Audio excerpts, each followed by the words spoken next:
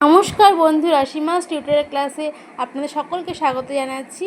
আজকে আমি আপনাদের করে দেখাবো হার্বাল টি। আর এর জন্য দেখুন আমি কী নিয়েছি। এখানে আমি 1 ইঞ্চি মতো দারচিনি নিয়েছি, 2-3টে তুলসী পাতা নিয়েছি, আর নিয়েছি আদা, আর নিয়েছি ছোটো কাপের 1.5 কাপ মতো জল। এখন আমি গ্যাসটা ধরিয়ে দিয়ে জলটা গ্যাসের উপরে বসিয়ে দেবো।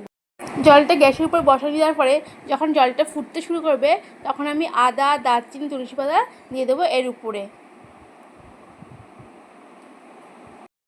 আদা, দারচিনি, তুলসী পাতা ভালো করে ফুটে যাওয়ার পরে আমি এর মধ্যে দিয়ে দেবো চা পাতা। চা পাতা দেওয়ার পরে বেশ ভালো করে সমস্ত উপকরণগুলো ফুটিয়ে নিতে হবে। এই দেখুন সমস্ত উপকরণগুলো বেশ ভালো করে কিন্তু জলের সঙ্গে ফুটে গেছে। আর দেখুন চায়ের কালারটা তো চেঞ্জ হয়েই গেছে, আর জলটা অনেকটা কমে গেছে। এখন আমি গ্যাসের ফ্লেমটা বন্ধ করে দেবো। তারপরে চাটা আমি একটা ছাঁকনির সাহায্যে ছেঁকে নেব।